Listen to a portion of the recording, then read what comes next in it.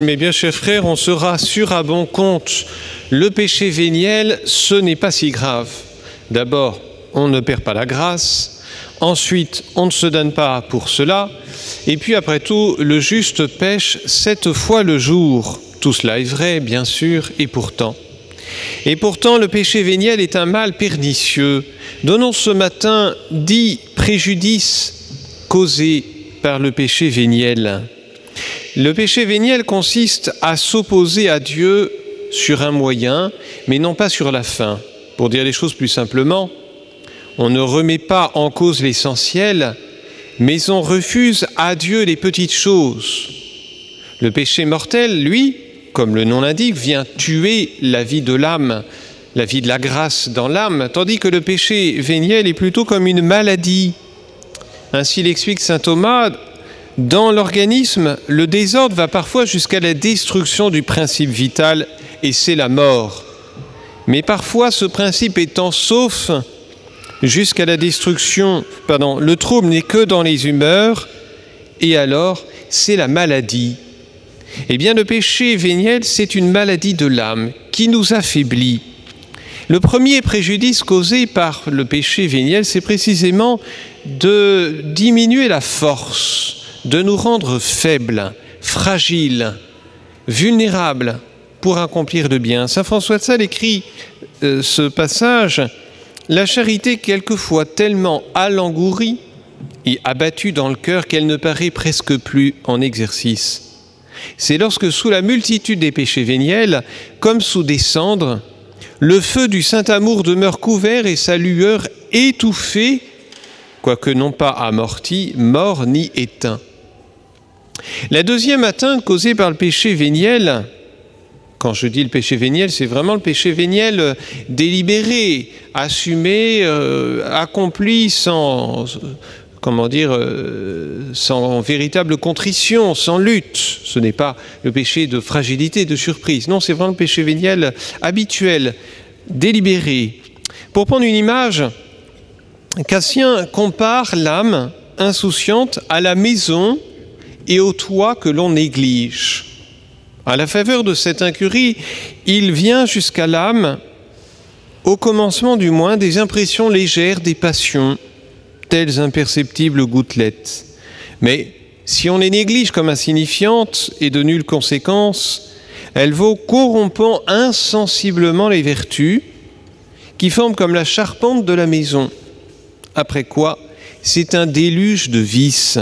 Viennent les jours d'hiver, c'est-à-dire le temps de la tentation, l'attaque du démon fond en tempête sur l'âme et l'expulse de la demeure des vertus, qu'un zèle attentif lui avait permis d'habiter jadis tranquille comme sa propre maison.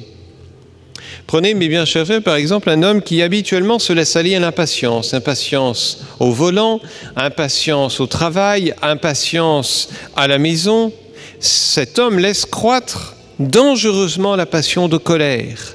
Il n'y a plus de frein à celle-ci, et alors cette passion peut l'entraîner, dans ce cas-là, dans une forte tentation, alors là, dépasser vraiment les bornes, soit en parole, soit en action, et à tomber dans un péché mortel. Et puis il peut simplement se tenir dans un état d'agacement permanent, au détriment de son âme, au détriment de ceux qui l'entourent. Vous voyez, à force de céder régulièrement sur une passion, alors il se laisse dominer par elle. Troisième tort causé à l'homme par le péché véniel, c'est une division intérieure. Quand l'homme agit par vertu, qu'il cherche vraiment à agir selon la règle du bon Dieu et la règle de la raison, alors sa vie est comme unifiée, dominée par cela. Il y a un axe unique dans sa vie et qui donne une unité intérieure, une paix intérieure. À l'inverse, celui qui vit dans à la fois l'état de grâce, mais en même temps le péché véniel, alors il est divisé en lui-même. D'un côté, il veut garder la vie chrétienne, la vie de la grâce, la vie avec le bon Dieu, et d'un autre, il est prêt à lâcher sur pas mal de points. Alors, il n'est pas en véritable paix intérieure, voyez. Pour comprendre cela aussi, il faut bien voir que celui qui tombe dans le péché véniel, délibéré, habituel, il va comme picorer à droite et à gauche. Il va chercher un bien. et puis un autre. Et ces biens ne sont pas forcément en rapport entre eux, ils sont même opposés. Alors cet homme est divisé en lui-même. Par exemple, il voudrait bien se procurer tel bien, tel plaisir, telle jouissance, mais ça coûte cher. Bon. Et il est paresseux. Bon. Alors cet homme est partagé et il est malheureux. Plus profondément, celui qui tombe volontairement, régulièrement dans le péché véniel, sans pour autant tomber dans le péché mortel, vit dans la contradiction permanente entre l'orientation plus profonde de son âme vers Dieu et puis ses orientations, ses contradictions continuelles dans sa vie. Un quatrième dégât causé par le péché véniel est l'aveuglement de l'esprit. Certes pas comme le péché mortel, avalé comme l'eau, mais dans une certaine mesure, le péché véniel vient fausser légèrement, voire plus profondément, le jugement, le regard intérieur. Comme le disait le père de Chivray, il est expérimentalement connu que le péché nous fait voir court, avec des prétentions à voir loin, qui nous fait agir faux, avec l'affirmation que nous agissons juste, avec des illusions tenaces. Prenez la personne médisante, habituée à dire du mal de tout le monde, sans véritablement lutter contre ce travers. Eh bien, son regard devient progressivement faux par sa méchanceté. Son habitude médisante altère son jugement sur le prochain et sur elle-même. Elle ne se rend même plus compte qu'elle est dans cette méchanceté régulière. Alors ça ne va pas nécessairement jusqu'au péché mortel, mais c'est une méchanceté certes contenue, mais pourtant bien présente et qui fausse son regard. Prenez une personne râleuse, écoutez-la. Écoutez-la et vous verrez qu'elle finit par tout voir en noir. Là aussi, son jugement est déréglé. Oh, pas gravement, pas sur l'essentiel, mais quand même, un certain dérèglement de l'esprit. Et ce dérèglement provient de ce que le péché focalise notre esprit sur un point en particulier et le grossit délibérément. Le péché véniel possède ensuite un défaut que le péché mortel ne connaît pas, ou peu. Le péché véniel se cache. On n'en mesure pas l'importance précisément parce qu'il est plus petit. Le péché mortel se remarque davantage. Le péché véniel passe davantage inaperçu. On ne se rend pas compte qu'il est une pente vers l'enfer. Il n'est pas encore la chute, mais il est un premier pas vers celle-ci, une étape vers elle. L'Ecclésiaste l'a dit clairement, c'est l'Écriture qui parle, celui qui méprise les petites choses tombera progressivement. Il chutera dans un certain temps. Et saint Grégoire le Grand de noter que le péché qui n'est pas effacé, qui n'est pas lavé par la pénitence, entraîne bientôt par son poids un autre péché. C'est bien dit. On ne peut pas éviter tous les péchés, bien sûr, mais il faut les regretter. Si on ne les regrette pas, si on ne les combat pas, alors ce péché, comme par un poids, par le poids de lui-même, nous entraîne vers autre chose. Et cette autre chose, ça peut être précisément le péché mortel. Qui vole un œuf, vole un bœuf, dit l'adage. Et donc, le cinquième préjudice causé à l'âme par le péché véniel, c'est qu'il constitue une disposition, une pente vers le péché mortel. Celui qui pêche dans le genre véniel, dit saint Thomas, par le fait même qu'il s'accoutume à ne pas soumettre sa volonté dans les petites choses à l'ordre voulu, il se dispose à ne pas la soumettre non plus aux exigences de la fin ultime, en faisant un choix qui serait un péché mortel. Et ainsi, à chaque fois, nous rend plus faibles vis-à-vis des tentations à venir. Celui qui ne contrôle pas son regard et qui accepte de chuter dans des petites choses, des péchés véniels, eh bien, un jour, il sera pris à son propre piège et à force de ne pas maîtriser son regard, il tombera là, dans le péché mortel. Gustave Thibon a ces mots très justes. « Tu joues aujourd'hui avec le feu. Prends garde. Demain, c'est le feu qui jouera avec toi. Tu pêches encore librement, mais bientôt le péché chassera de toi la liberté et tu pécheras malgré toi. » Oui, il y a un moment dans l'âme où on est libre, on peut très bien agir vertueusement ou tomber dans le péché. Bon, il y a une force intérieure. Si on tombe dans le péché et de manière répétée, alors là, la force de l'âme diminue. Et c'est comme si un lacet se serrait autour de la liberté, autour de la volonté pour l'empêcher de réagir avec force. Alors il poursuit. Malheur à toi si ton âme conserve encore quelques saveurs et quelques nostalgies de la pureté perdue. Il n'est pas de pire destin que celui de l'homme qui reste trop noble pour se complaire dans le mal et qui n'est plus assez fort pour lui résister.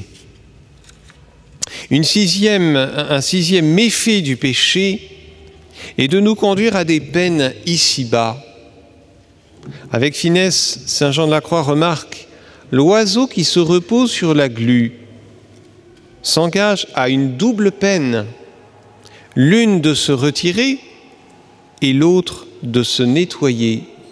Celui qui tombe dans le péché, eh bien, il devra se corriger de cette faute et en faire pénitence. Enfin, il faudra abandonner, en faire pénitence et puis se corriger de cette faiblesse qu'il a causée en lui. Septième peine du péché, c'est la peine dans l'au-delà. C'est une peine du purgatoire dont nous ne mesurons que difficilement la rigueur.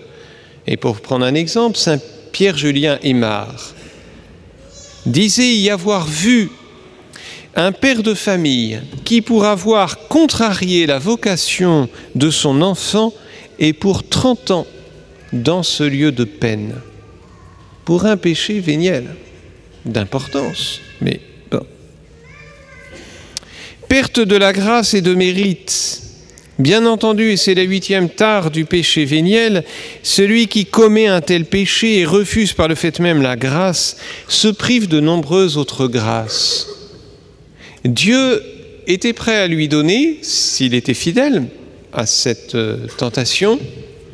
Il est tombé, il n'aura pas cette grâce. Et cette grâce, on appelait une autre. Un petit peu, si vous voulez, comme un enfant qui ne voit pas que son attitude,